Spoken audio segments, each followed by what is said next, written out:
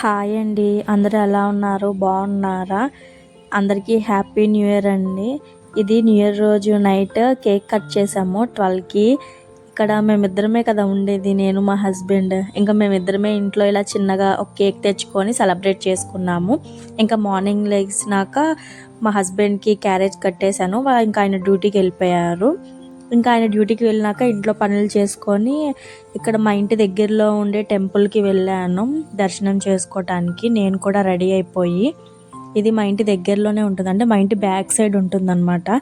అన్ని దేవుళ్ళు ఉన్నారు ఇక్కడే. ఇంకా అలా దండం పెట్టుకొని ఇంకా ఇంటికి వెళ్ళిపోయాను. ఇంకా ఈరోజు ఈవినింగ్ చికెన్ బిర్యానీ చేశాను చిట్టుముత్యాల రైస్తో.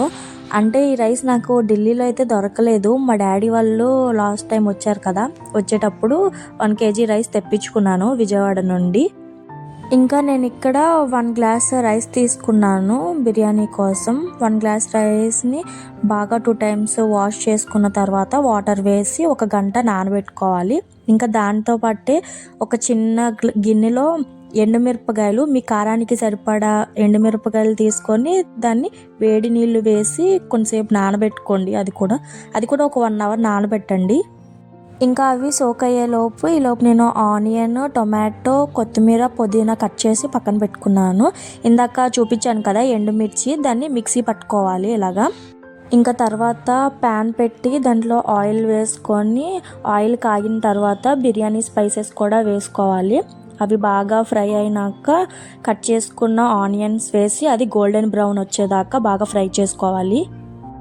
ఇంకా ఆనియన్స్ బాగా ఫ్రై అయిన తర్వాత కట్ చేసుకున్న టొమాటో, పుదీనా, కొత్తిమీర వేసి బాగా ఫ్రై చేసుకోవాలి.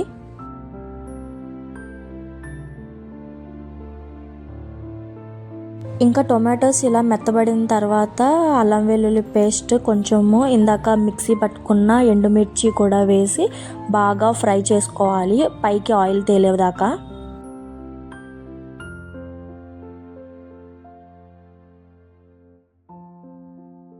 ఇలా పైకి ఆయిల్ వచ్చిన తర్వాత ఒక 3 spoons పెరుగు వేసుకొని అది కూడా బాగా కలుపుకోవాలి. ఇదంతా బాగా కలుపుకొని ఇంకా క్లీన్ చేసుకున్న చికెన్ని కూడా వేసి కొంచెం ఉప్పు వేసి బాగా కలిపి మూత పెట్టి మగ్గించుకోవాలి.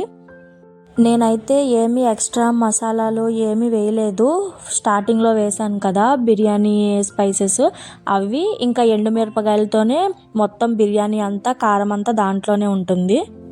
ఇంకా చికెన్ కూడా బాగా కుక్ అయిన తర్వాత 1 glass బియ్యానికి 2 glass వాటర్ వేసి బాగా మరిగించుకోవాలి.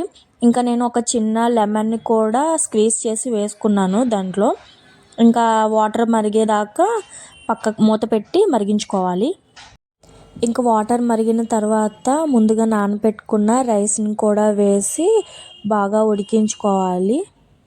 రైస్ వేసిన తర్వాత ఫ్లేమ్ అన్నది హైలో పెట్టి ఉడికించుకోవాలి. ఒక 80% ఉడికిన తర్వాత మీడియం ఫ్లేమ్లో పెట్టి ఒక 20 minutes దమ్ పెట్టుకోవాలి.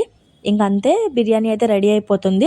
స్టవ్ ఆఫ్ చేసిన తర్వాత ఒక 10 minutes వదిలేస్తే ఇంకా పొడి పొడిగా వచ్చేస్తుంది రైస్ అన్నది. బట్ టేస్ట్ అయితే చాలా బాగుంటుంది బిర్యానీ. ఒకసారి ట్రై చేయండి ఎవరైనా. ఇంకా ఇలా న్యూ ఇయర్ రోజు నైట్ డిన్నర్లోకి బిర్యానీ చేసుకొని తిన్నాము. ప్లీజ్ అబ్బా నా వీడియోస్ నచ్చితే సబ్స్క్రైబ్ చేసుకోండి. Thanks for watching. బాయ్.